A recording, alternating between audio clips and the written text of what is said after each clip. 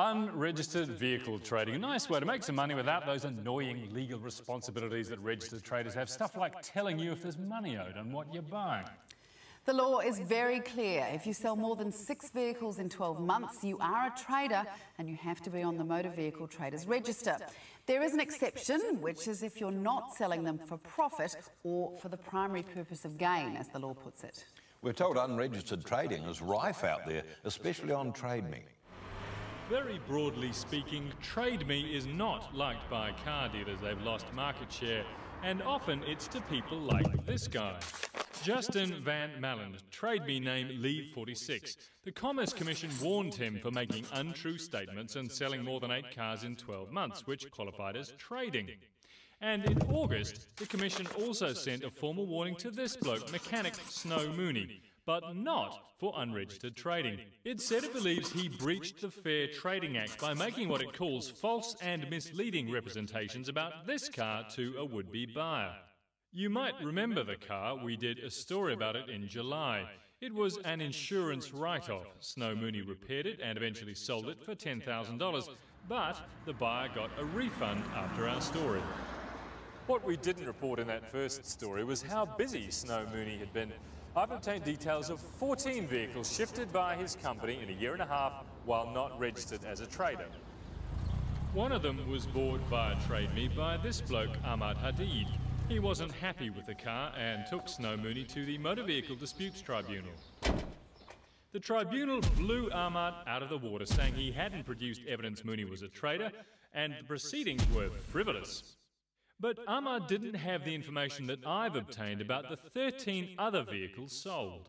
That was the problem. I couldn't prove that he was a trader. It feels ridiculous to me. Yeah.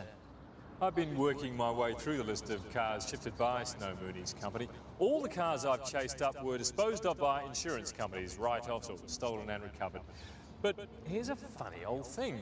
None of the buyers I've spoken to knew that. They say they were told things like it was his daughter's or his wife's or he knew the bloke who owned it. Remember, the law says sell more than 6 vehicles in 12 months and you're a trader, unless you didn't sell them for profit. Records show Snow Mooney's company sold at least 14 cars in a 12-month period. Snow Mooney's company is now again registered as a trader. He won't do an interview, but via his lawyer, he says he's happy to prove the law wasn't broken if called upon by the relevant authorities. The lawyer says Mr. Mooney's business needs multiple courtesy cars. Well, last week we had the Fair Go debate, TradeMe versus Trader. So what do they have to say about unregistered trading? I mean, how much of this sort of thing is going on and does it hurt consumers? Well, I think it definitely hurts consumers. It's quite prevalent out there in the industry, and unfortunately, Kiwi consumers aren't necessarily doing themselves any favours by buying cars knowingly off unlicensed traders. It's pretty easy to spot whether somebody is a legitimate trader or not, and the fact that Kiwis are prepared to take that risk when they buy says a lot about us as a people, that we're prepared to take that risk. We don't like it though when things go wrong. And is it rife? Yes, it is. It is. And on TradeMe, I have to say, very rife at the moment, and it's not always being picked up by TradeMe's own internal policing either. TradeMe knows heaps about the activities of its traders. Why can't you spot this? Well, absolutely, and we do. So in the last 5 years, we've referred 1,320 suspicious dealers to the National Enforcement Unit of the MED. They've investigated 91 of those, they've warned about 50, and they've taken prosecutions against 25 with our help and with our evidence. Last one was 6 weeks ago. So we're pretty active in that area.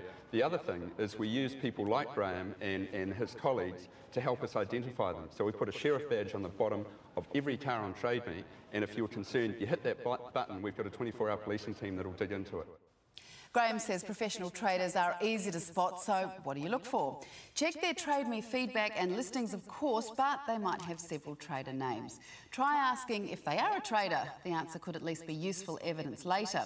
Ask for their name or company. You can then check if they're on the Traders Register. And if you think something's fishy, you can make a complaint to the MED's National Enforcement Unit. All of the above is on our website.